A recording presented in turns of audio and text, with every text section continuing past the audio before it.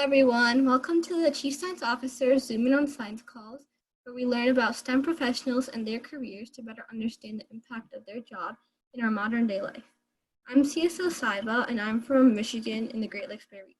As you may recall, I really like math, and on past calls, I showed a math topic, and so today we're going to celebrate some math with Dr. Mark Sowell to zoom in on math festivals.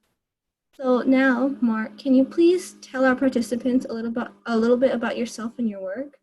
Sure, I'm going to share the screen, okay?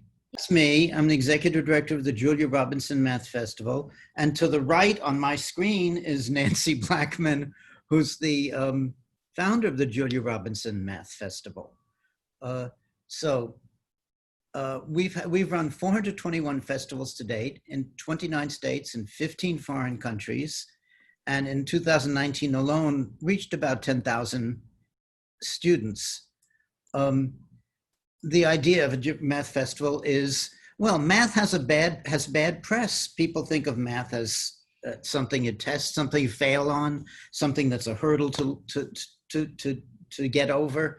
And we think of it as exciting and joyful, and we want to show that to more and more people. Our problems have low thresholds and high ceilings. It doesn't matter what you already know, you can engage in the problem. And it doesn't matter what you already know, you can learn something from the problem.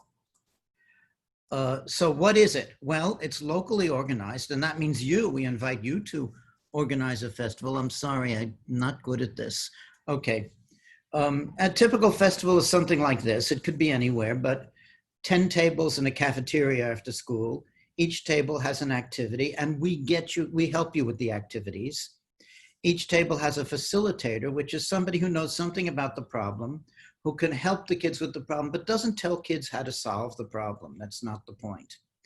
And then you let about 100 kids wander among the tables and go wherever their nose leads them. Whatever they think is attractive to them, they can go and work on. No tests, no contests, no prizes. It's mathematics done for the love of mathematics. And that's what we do. That's what our program is about. And we want you to join it. Obvious question these days. What about social distancing? How do you do a festival like this? We can't get 100 people into a cafeteria. Well, we've gone online. You can sign up for our weekly webinars at that address that you see on the screen. You do see it on the screen, don't you? Can I hear yes? Yes, sir. Okay. The webinars, each week we explore another problem that comes from our bank of problems, and they're intensely interactive. You're not just looking at a talking head like you're doing now. It's not somebody talking at you. It's you working on problems with other kids. The other kids could be in Kenya or Mexico or Israel or China, or they could be in California or Florida. And you work together on it. We found ways of making that happen. We have breakout rooms, and we need you to be a co-facilitator if you want to help us manage these breakout rooms. Go to a webinar, see if you like it, and then if you want to help us structure them, write to info@jrmf.org. This is a website. And there's plenty of interesting stuff on the website. And this is an email address. If you're interested, go there. Okay, so they asked who am I? Well, I'll tell you who I am in a little while. I grew up in the Bronx. I played the piano from age 5. That's my central hobby. I learned to read music about the same time that I learned to read English. I went to the Bronx High School of Science, then Columbia University, then New York University. This is important. I learned French in high school and Russian in college, and they have been with me for all my life. If your parents speak another language, I urge you to continue to learn that language. If they don't, find a language to learn. It's really important, and many people don't get that. I was a classroom teacher for 35 years, grades 3 through 12.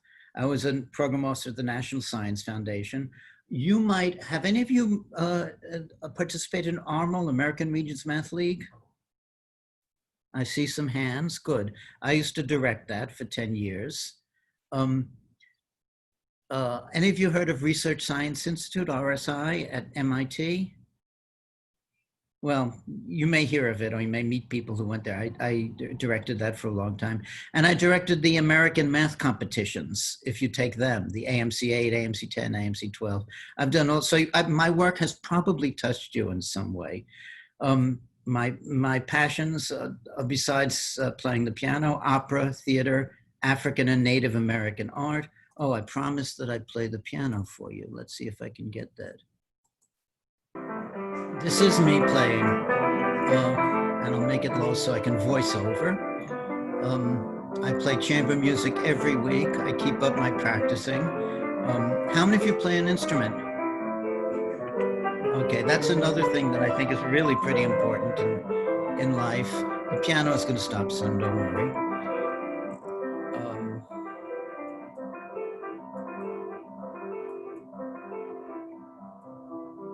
And I want to share my screen some more. I'm sorry about this fumbling around. Am I wasting too much of your time? Not at all. You're amazing. Keep going. Kelly, you asked me a series of very difficult questions. Do you want me to go into those questions? She's going to ask you those next. So if you just hold your slides up, she can go ahead and ask you, and then you can present. Who was your mentor as a child? Yeah, I was thinking about that. I don't think I had any one mentor. I mean, you know, they say it takes a village to raise a child. I think I was raised by a village. My parents, my grandparents, my teachers, my school friends, they all helped me. I don't know if there's one mentor. There are people I admired significantly. There are people I didn't want to be like, but that's another story. I think you could imagine all those. But so I'm not sure I have a good answer to that question. Yeah, so other than just people, was there like, you know, clubs or something that was able to? Oh, yeah, that's really interesting. Well, the big thing was, the big change in my life came from when I joined the math team, because math always came easy to me. I never really learned very much in math class. I just watched the teacher, and I was a good little boy. So you know, I never came to the notice of the teacher. But maybe I'll tell you the story of how that happened, how I got on the math team. Do you all know what the sum of the angles of a triangle is? Yeah, I think we all know that. What's the sum of the 180 degrees. 180 degrees, right? Okay. So we had studied that theorem, and this was in 10th grade in high school. And the teacher asked, then he drew a 5-pointed star on the board. And he said, what's the sum of the 5 angles in the 5-pointed star? And I was sitting in the back of the class with my friend, and suddenly I saw the answer. And I raised my hand and I said, 180 degrees, which is the answer, no matter how the star is drawn. And to my horror, the teacher took a piece of chalk and walked to the back of the room and handed me a piece of chalk for me to come up to the front of the room and describe to the class how I did it. Well, I didn't know how I did it. I just saw the answer. And on the way up, I mean, I must have known in some way, on the way up, those 20 steps or whatever it was to get up to the front of the room, I figured out what it is I had figured out in my head. And I remember to this day trembling in my high-pitched voice because I was scared watching in front of the class. And I described to them what it was. I was out of breath. And it was wonderful. People thought it was great. I wasn't think it was great. I was so relieved. And that teacher put me on the math team. And in the math team, I met kids who were smarter than me, which is a very important thing to be able to do. Always, you want, at least for part of your time, to be the dumbest person in the room, or to feel like the dumbest person in the room, because then you'll learn the most. So I wasn't the dumbest, but I certainly was not the smartest. And then I learned real math. I learned how to engage in mathematics, how to enjoy mathematics. So does that answer your question a little better? Yeah, so we actually, this has something related to it. So also I was wondering this, and so was CSO from Kenya. How can a five-sided thing add up to 180 degrees? It's 5 points. It's, how can I draw? I'll try and draw it. Where's the chalkboard when you need it? Like it's like a pentagon, or Can you see this? Yeah, any yeah. like this. The sum of the The star. So this is the sum of the angles of the tips ends up being 180 degrees. I'm not telling you how to prove that. yeah. It's true. Okay. That you can, I'm glad you asked that question. It's a wonderful question. I'm glad you want to know. Okay, we have another question. Yeah. What was your favorite math to share with others? Oh, you know, somebody asked me that lately, and I felt like a kid in a candy shop. Which one do I buy? Do I buy the Skittles? Do I buy that one? I don't know that I can choose my favorite math. I can tell you my favorite mode of understanding math and of explaining math, and that is mathematics is logic driven. Mathematics is about figuring things out. So my favorite math is where I don't know something and I have to figure it out. It's not where I already know something and I'm going to tell you what the sum of the angles of a triangle and a 5-pointed star is. It's maybe a 7-pointed star. Maybe it's something else. Somebody recently asked me, I asked somebody a question and they didn't have the answer. And I'm still looking at the answer. This thing about the sum of the angles of a triangle is 180 degrees. Well, that's not true on a sphere. Did you ever notice that? Yeah, like if you have if you take like the Earth, like the globes, and then you like go down and then go right and then go back up, it like adds up to 270 instead of 180. Yeah, if you start at the North Pole, go down to the equator, and then go around the equator, you formed a 90-degree angle. And then if you go a quarter way around the Earth and back up, you form 3 90-degree angles. So why doesn't it work? And then there are certain proofs that look like they work on the sphere, but they don't lead you to the right answer. So that's the kind of mathematics I like to think about. Not particularly the angles of the triangle, but something I can chew on, you know?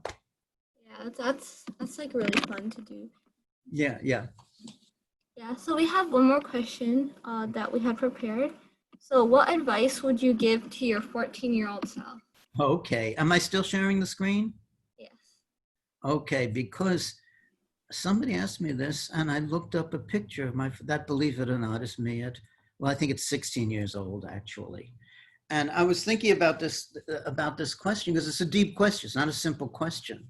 And I know Nancy actually wrote a letter to herself at age 14, which is a really interesting thing.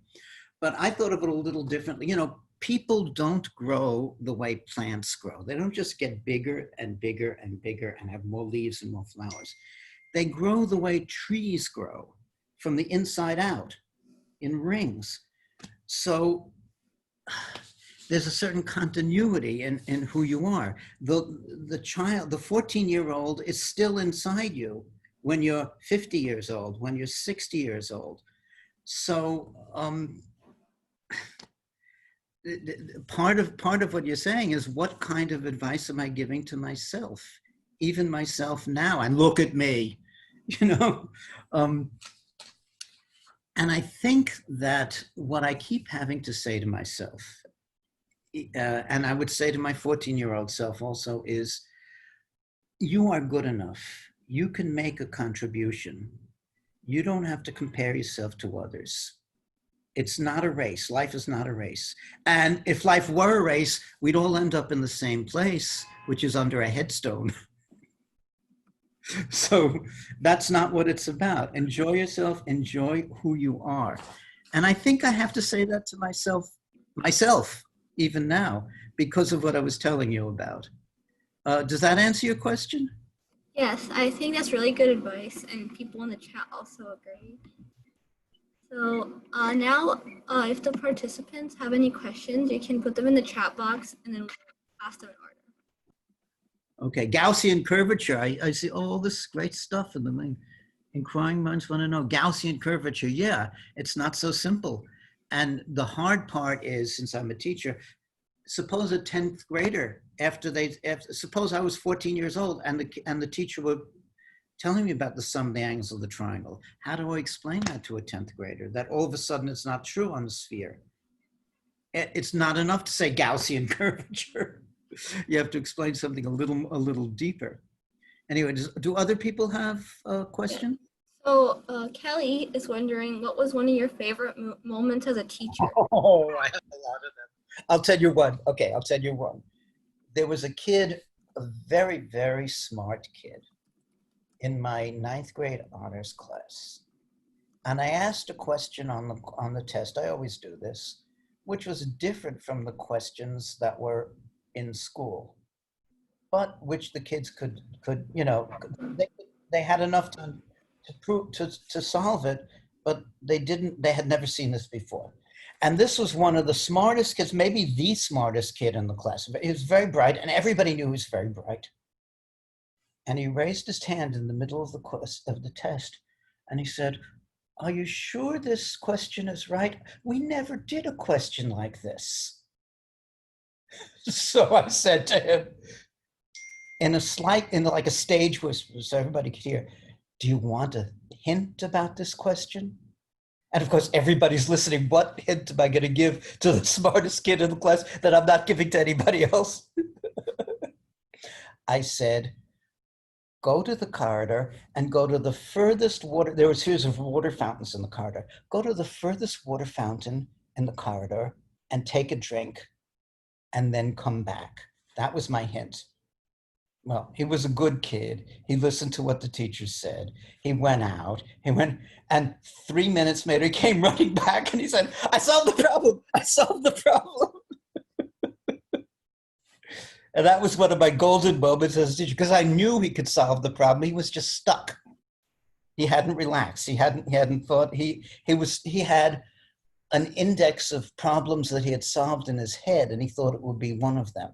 And this wasn't one of them. And I can even show you the problem if you want, but I gave you one problem already. Do you want to go on to another question? Sure, we would love that. What, the problem? Yeah.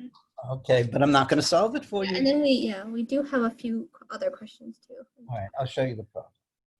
This is a circle, and those are two perpendicular diameters, and that's a right.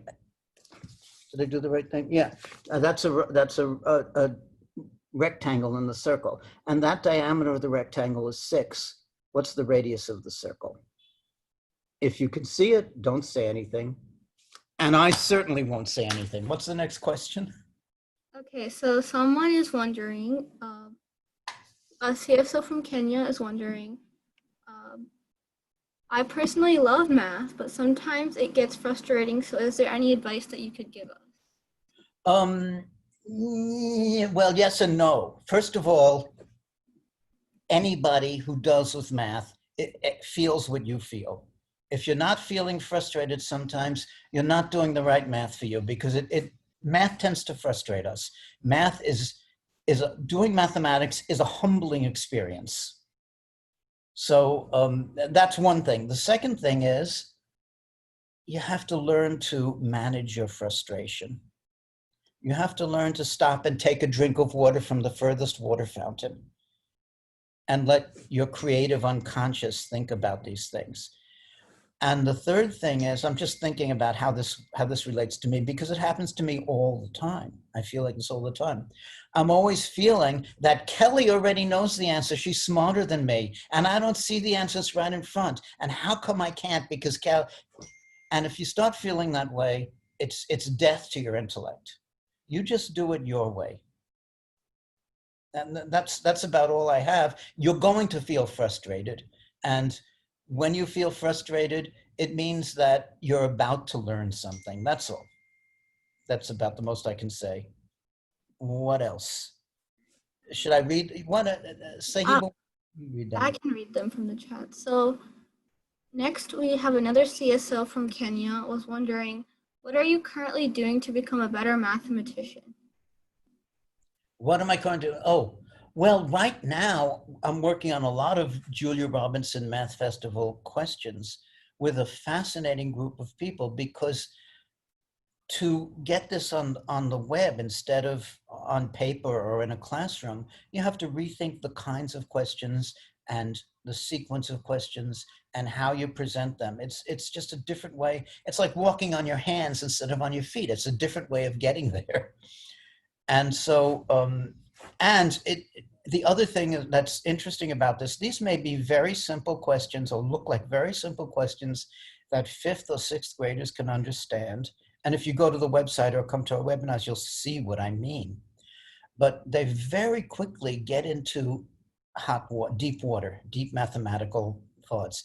I sometimes tell people that doing what we call elementary mathematics, even fifth and sixth grade mathematics, is like taking a walk at night, blindfolded, at the edge of the Grand Canyon, because you never know when you make a mistake, and there'll be this big chasm of things you don't understand.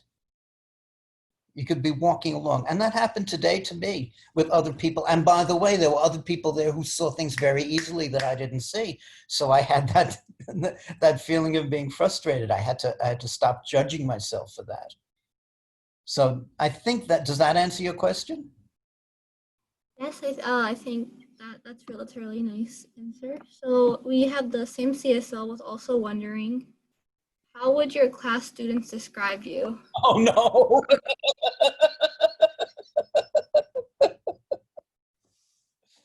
I don't know. What can I tell you? I always love my students. The closest thing to being a teacher for me is being a parent. I have 3 kids and I have grandchildren and so on. So I hope they have the same feeling to me. And they would describe me fondly, but who knows what they really say. So it's a question that by nature I cannot answer. Yeah, I get that. So I actually also put a question in the chat. So what was your favorite part about working with the AMCs? My favorite part, yes, was constructing the problems and working with other people to construct the problems, because it's the same kind of process. You have to shape the question exactly the right way. The mathematics is usually much deeper than, if you talk to a writer, my wife is a writer, she will tell you that the author has to know more about the character than the reader knows. The author has to know the character very deeply, and then the characters come to life. And that's sort of what's true about mathematics. I have to know much more mathematics or learn much more mathematics than is just in that one question. And that was the most delightful part. I can tell you what my least favorite part was. Besides the paperwork, everybody has that kind of stuff. My least favorite part was having to categorize the questions according to the standards of learning of mathematics, because, well, the best problems were in between the cracks of these standards. If you had to learn 10 things by the end of 8th grade, we wanted to go into the 3.5 thing, the 5.5 thing, the 8.5 thing. And so it was always uncomfortable trying to categorize them according to those standards. So I answered an extra question, see? Thank you. We have one more question from a CSO from Kenya. What has been the most difficult situation in your career so far, and how did you resolve it? Oh, the most difficult. That's a hard, the most difficult question thing in my career is you're asking me this question. No, sometimes I had parents, that was a hard thing that I had to learn very hard. Parents, especially like very powerful parents, wealthy or in government or something, who used to ruling, used to getting their way.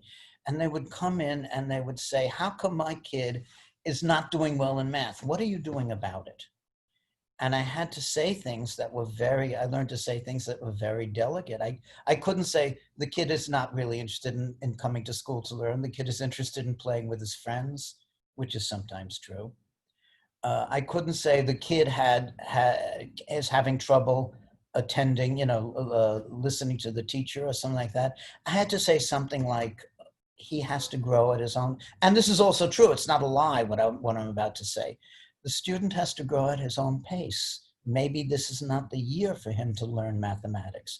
Maybe it's the year for him to learn how to go out with girls or something like that, or how to earn money for himself, or how to grapple with an older sibling who's tormenting him. There's all kinds of things in kids' lives. And if this is a difficult year for your son or daughter, then we have to have a different goal. The goal being not letting them fall behind so much that they can't make it up in another year. That's one of several answers, because it's a difficult spot when somebody says it's your fault when the kid is not learning. All right, I think that's the best answer I can give right now, but it's a hard question.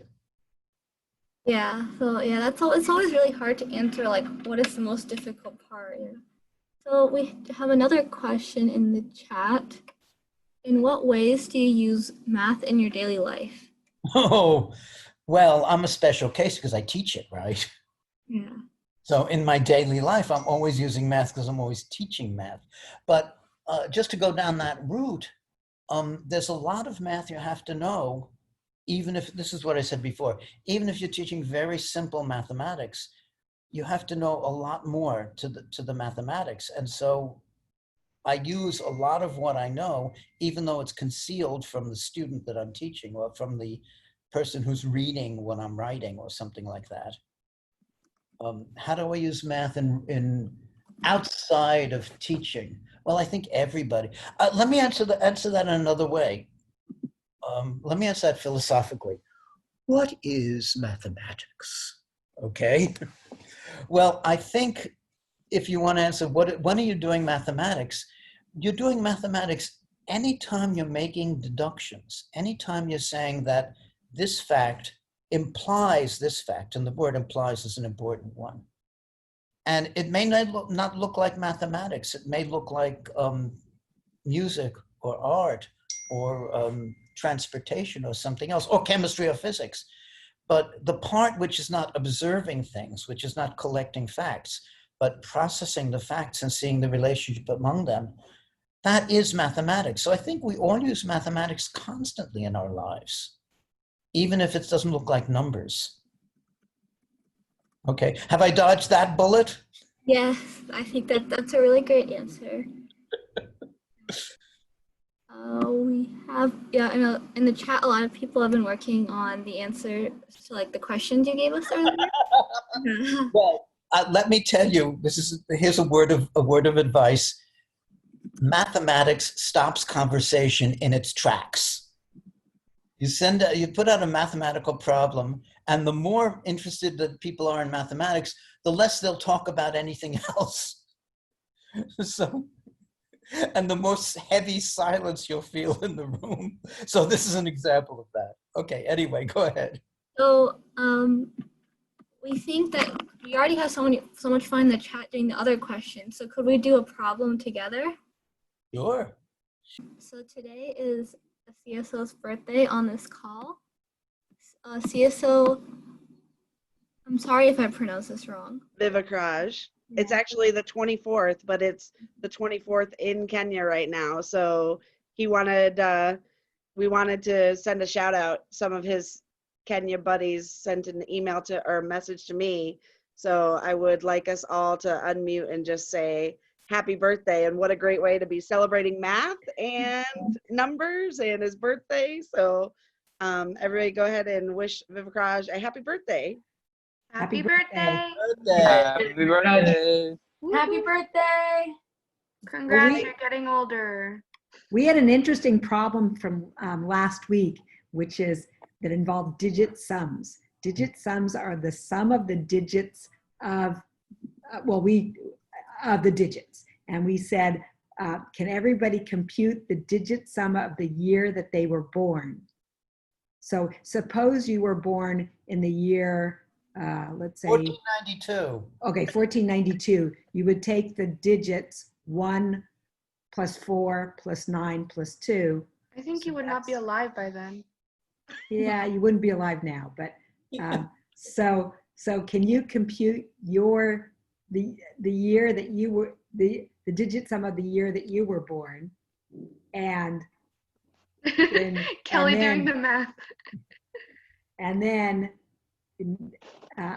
share it if you want, but you're not giving your, I mean, you're not, are you telling your age or are you not telling your age by giving the digit sum?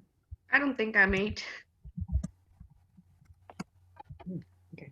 25. I think- Oh, Vertique, you gave your answer away. We're supposed to solve it.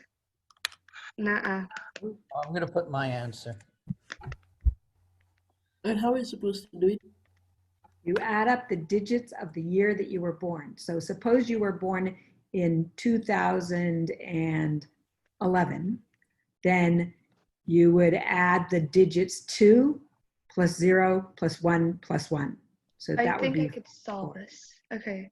So I think Saiba was born in 2007. Priyanshi was also born in 2007. Oh, Kelly, this is going to be a hard one. Let's see. Oh, gosh. Help me, guys. Come on. Huh? Can- Oh, so Well, it's interesting. definitely in the 19s. Yeah, of course. So Mark and I have the same digit sum. Oh, okay. Oh, interesting. Does that mean we're the same age? Well, not necessarily. Miss Kelly, I think yours is 1987. Yeah. Let's see. Yeah, it's either Is it 1978 or 1987, I think. 1987 or? I love you, but no, it's 1978. Oh, Well, it's not you are close though. 79. Uh, what year was yours, Mark? My digit sum is 23. 23. Oh, I guess you're a different number than me. Sorry. So it's definitely in the 19. No, I'm not going to tell you if you haven't right Is it the 1500s? I'm kidding. Don't get mad at me. So, is it like 1976 or something? In the Or old. 1967? You know I'm not saying. What are all the possible times? So it's obviously You 19. gotta go a little. I mean, I think he's a couple of years older than me, more than just 2. What was your Wow. number? 23? Number 23? 23. 1958? I'm the Sphinx. Oh, look at I was putting all of the options. Yeah. I love it. Oh, neat. Vivikraj, happy birthday. How old are you? Oh, we can't hear you. How weird. I know you're not muted, but Do you have your earbuds connected or something? We can't hear you. oh, could be. Maybe type.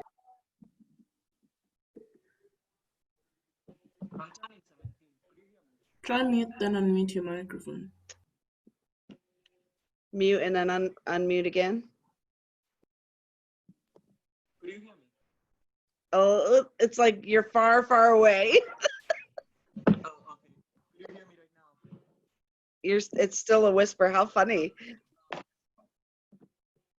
You can type it if it's easier. But Mark, I know you had another problem. You were gonna show Yeah. some math festival stuff, but I asked in the chat who was willing. I know Saiba is already committed, right? She's like your little mini me, right? She is so excited to know you and to know that you are on the ACA committee, right? AMC. AMC. I was close. A bunch of letters. I already Um, signed up. And Danya is in Mexico. So we have Michigan, Mexico committed. I think probably somebody in the Kenya group. I know there were a couple of young ladies that absolutely love math. I know Durar in Kuwait loves math. So I think we should totally do an online event where we have some facilitators and breakout rooms. Would you come, Vertic, as long as it's not midnight in Kenya? Oh, you're muted too. Yeah, sure, we can come. Yeah, I love math. thanks So for the memorable moment, actually. You're welcome. That's exciting that you could share your birthday with us. The Yeah, only thing sure. Until September, but he's actually lucky to have a birthday like this. we have Spanish translations of a lot of the activities, or Oh, yeah, I some of the noticed. activities. Yeah, And we have a Spanish webinar. It is at East Coast time. It's at 12 noon East Coast time on So 9 Thursdays. a.m. for you, Yeah. Danya. Maybe you should share that in your WhatsApp for all your CSOs. Okay, cool. I'll do that. Yeah, and we're glad to have you participate. And there are ways you can help us. Yeah. Ooh, let me hear him. Well, you can be a co-facilitator. Like when I'm in a room with kids, I can't look at chat. I can't keep track of all the kids. I'm doing, the math, and I'm talking to one kid and being in his or her head. I need somebody to help me with that. Ooh. Now, what if I make a mistake? Of course. And the kids don't see. Somebody has to see. Oh, and I have a need for I facilitate the Spanish session, and my Spanish isn't perfect. So I like having somebody that can speak or understand Spanish better than I can understand. Yeah. I So understand just what so I you say. know, Danya is hosting Zoom In on Science calls in Spanish too. So they're all in Spanish for the for her Zoom In on Science in Mexico, and then we're hosting one in Arabic next week. Yeah. So Yeah, the Danya is 29th. all about speaking Spanish, so that would be fun. Maybe you could help her, Danya. Yeah, it's easier for me to speak in Spanish actually because it's not like my first language since I learned English and Spanish hand in hand when I'm growing up. So it's very cool. I would love to help you out, and if you want, you can join a Zoom call in Spanish and then just check it out. Yeah, great. All right, Saiba, what was the name of the puzzle we were going to solve? Okay, should I share my screen? Yeah, sure. Okay, this is the name. Come on, this is the name of the puzzle. Blue dot solitaire. Yeah. Okay, and we have a little app which tells you. Okay, here's the idea. In this case, there are 7. You see the 7? So there are 7 dots. Some are blue and some are yellow. The object of the game is to get rid of all the dots, but you can't touch the yellow dots. You can only touch the blue dots. And when you get rid of a blue dot, I'm going to get rid of this blue dot right now. The 2 on the side turn the other color. So, and if they're not 2 on the side, like here, there's only 1 on the side, that one turns the other color. And in this case, it's pretty easy. Oh, no, it's not, is it? I left two yellow dots. So let's do it again.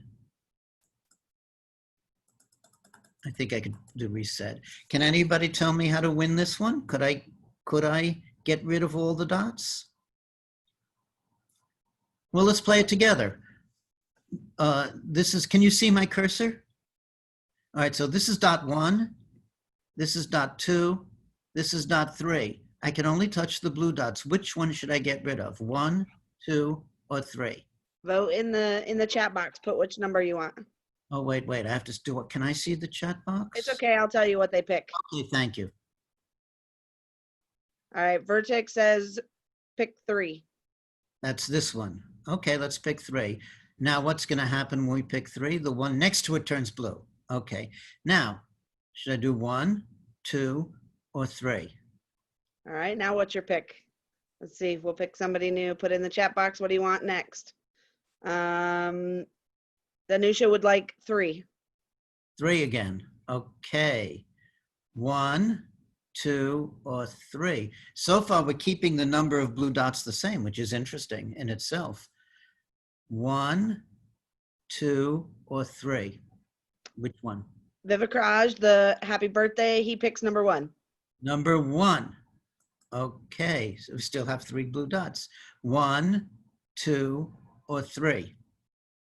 All right. Saiba says number 1. Number 1. Okay.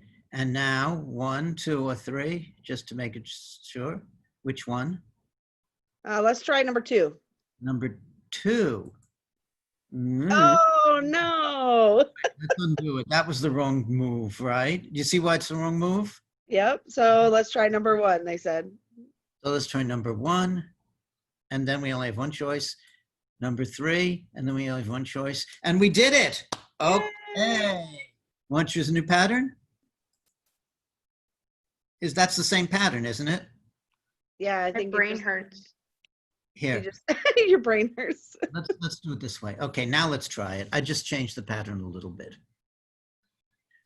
Now we have 4 blue dots. 1, 2, 3, or 4. Put a number in the chat. See what she says. They say, ooh, it's got 2 options. Oh, yep, they're gonna go with 4. Okay, 4. 1, 2, 3, or 4.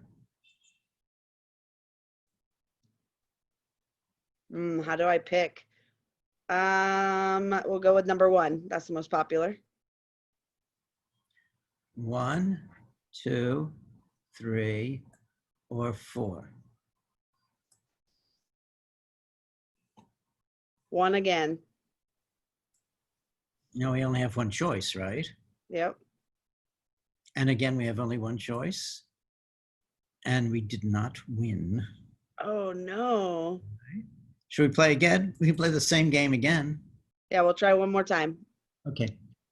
And then I know Saiba has one final question for both you and Nancy about advice you'd give to us. So, all right, one more time. Here we go. 1, 2, 3, or 4. What are they saying? Oh, they're saying call 1 next to 2, 1 and 2. You want, look, the game is well defined. Do you want to flip one? You want to get rid of one? Yes, let's go with 1. Okay. Now 1, 2, 3, or 4. Oh, Saiba says, I think the game is unwinnable since there's an even number of blue dots. Oh, wow. Why is that? Why should it be unwinnable?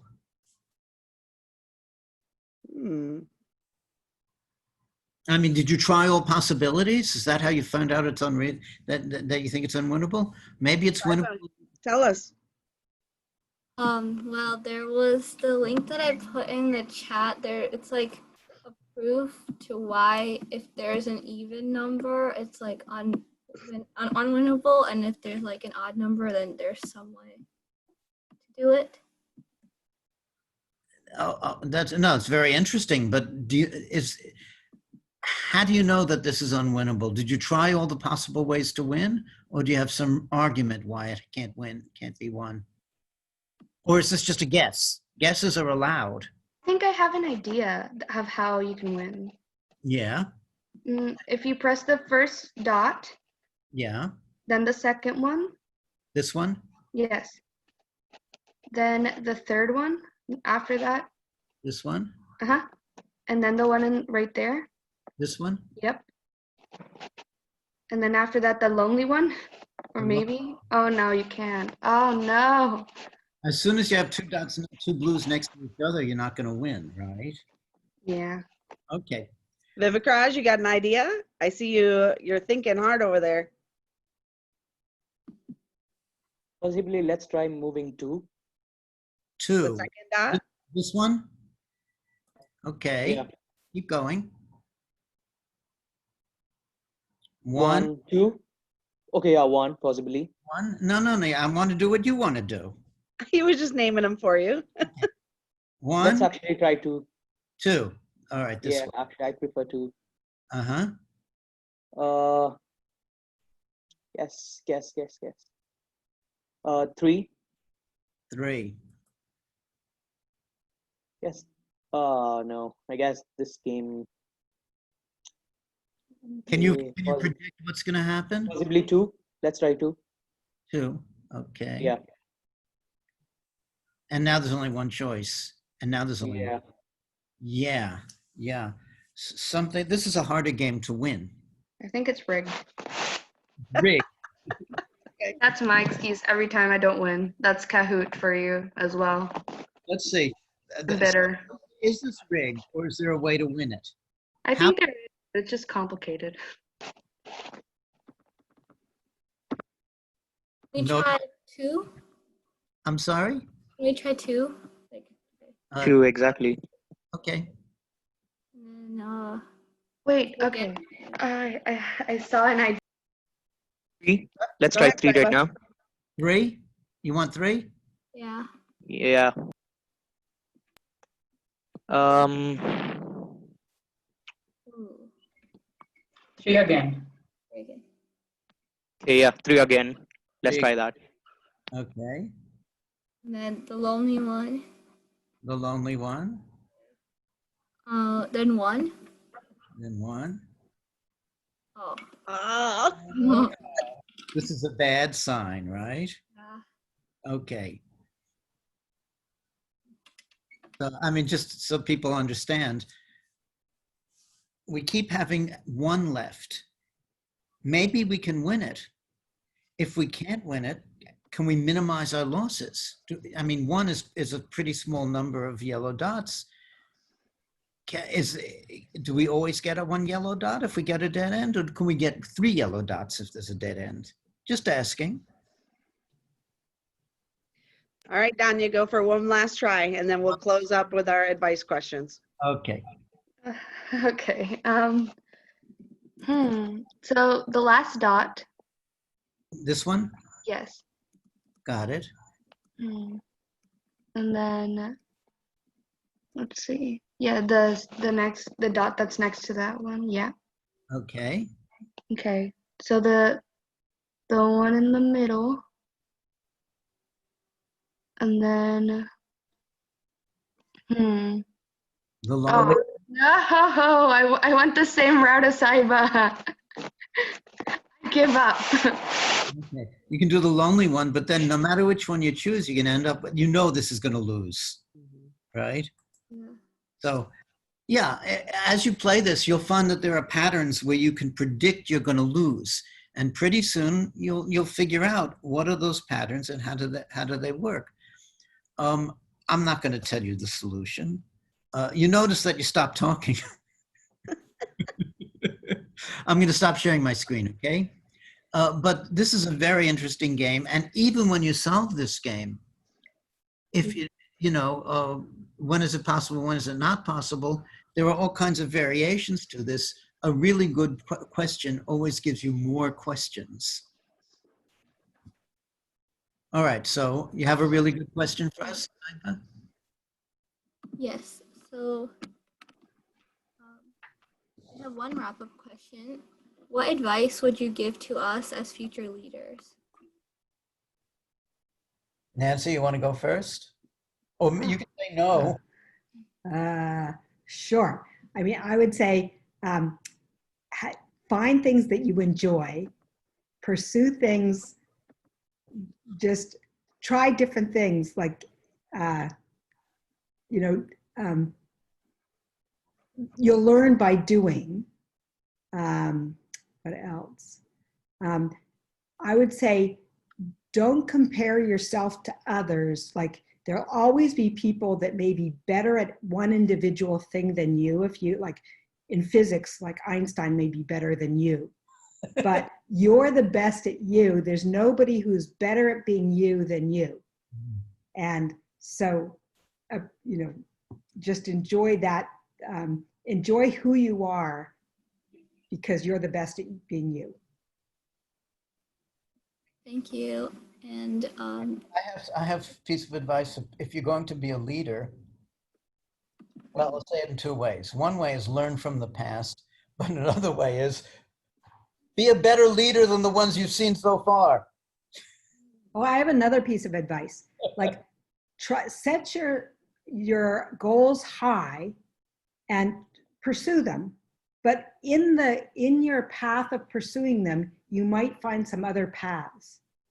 And I can tell you a little story about the Julia Robinson Math Festival. So my goal, I thought, what would be the best thing that I could get out of the Julia Robinson? What would be wonderful? And I thought, well, if we got a Julia Robinson Math Festival at the White House, that would be really great.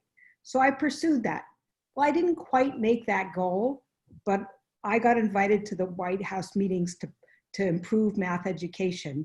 And I got invited to a lot. Once I started going, I got invited to about a dozen meetings. So it wasn't quite the goal that I had in mind, but I changed, you know, I got to a goal that I was pleased with.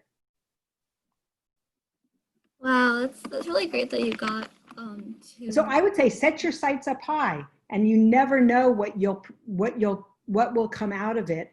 And in fact, I invited Mark to those meetings, and I think that we got started around that time, wasn't it? Yeah. So, so About how big is the festival now? How many before COVID, right? How many festivals were you hosting around the United States? I can answer that. 129 festivals in 2019. That's incredible. Yeah. I am so excited because we're going to have a CSO one, I promise. Great, great. And some were in foreign countries. Nice. We had them in Panama, in India, in China, in Ghana, all kinds of places. Vertic, you ready to host yours at Salmaya School? Yes, I think, love that.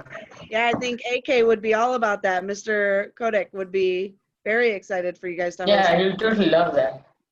We'll Let's have do it. Yep, we're in. another thing is we have another student chapter. There's a student chapter of Julia Robinson Math Festival in Princeton. So we could put you in touch with the Princeton group. They wrote 3 articles that I think I shared with you. Yeah. And so you could, compare notes. And that group is planning to actually develop apps over the summer to help us out. That's awesome. I Mhm, think they're mhm, interested. mhm. Yes. All right, Saiba, close us out for the final of the call. Yeah, we do have like 2 more questions. Oh, 1 more question from CSO from Kenya. I was wondering, could you give an advice to procrastinators because there are many procrastinators in our society? Yeah, so- I can because I'm a procrastinator. The advice I have for you is think of what you're afraid of. Why are you putting this off? There's some reason you don't want to do it. You don't like to do it. And usually you're afraid of something. You're not going to be good enough, or there's something you don't know, or it's not going to work. Think of what you're afraid of, and that will help you get over the procrastination. So I have a different piece of advice. I actually don't like procrastinating. I'm the opposite of a procrastinator. So when I get a task, I try to do it right away because I don't want to be doing it right up against a deadline because I don't work well against a deadline. I get nervous, I get uncomfortable. So as soon as I get an assignment, I start working on it. And then I have a lot of time and then I can relax and then I can think better. I also think that I'm slow, so I want lots of time. So that way I get lots of time because I've started it as soon as I could possibly start it. Another thing that by starting early, I can sometimes share what I'm doing with other people and get their feedback. And if I didn't start early, and that's good. And if you're in school, you can share it with your professor. And I have one other piece of advice. I didn't do well always on tests because it was a pressure situation that I didn't like.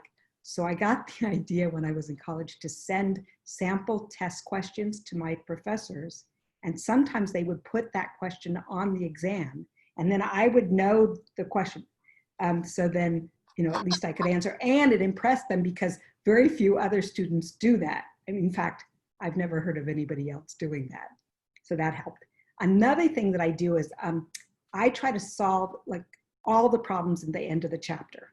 So that way I've seen lots of problems. And so any problem on the test is probably not I've done lots of problems. I feel that I'm not a great student, so that by doing more work, I get better. Bob, can everyone please unmute themselves and we can do the CSO motto? CSOs don't just hope it happens. Make it happen. Thank you very much. We really enjoyed having you here. And hope that Thank you so much for inviting us. Thank you. This was great. I really enjoyed being with you.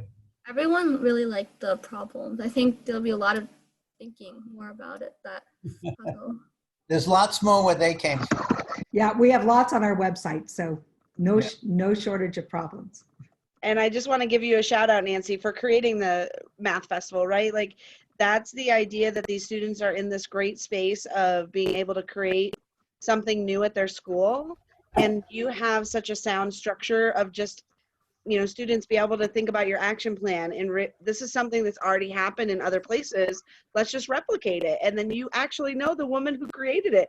And then Dr. Mark Saul, who obviously we're just completely blown away by the size of your incredible brain, but the idea that you just got to meet these incredible people who are doing the work.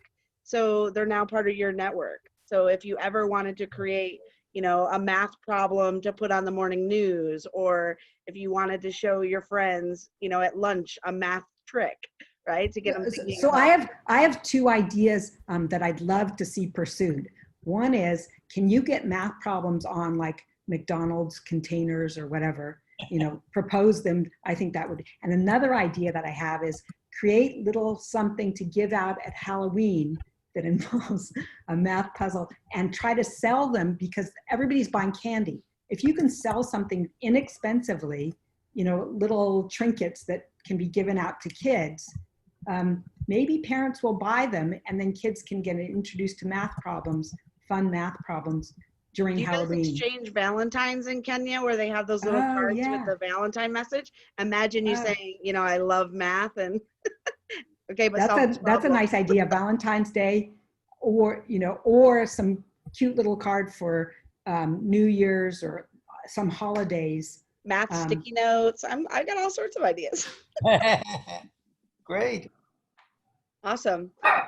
Thank you so much, Saiba. You're an excellent host. Mark, you are an incredible guest. Nancy, it's wonderful to have you in the network, and I'm excited, Danya, and you could connect. Oh, and I forgot to mention, Megan Smith was the one that told us about you. Oh, we love Megan. Yeah, she was the assistant to President Obama, and she encouraged us to follow through with CSOs. Yay. Yep. All right. Well, happy birthday one more time, Vivikraj. Enjoy your day. Take a nap, but then get up and have some birthday cake and some ice cream. Sure, thanks, Miss Kelly. You're welcome. Happy birthday. And bye, everybody. Bye-bye. Bye. And bye to my sleepy dog. Bye. Bye. Bye. Bye-bye. Bye.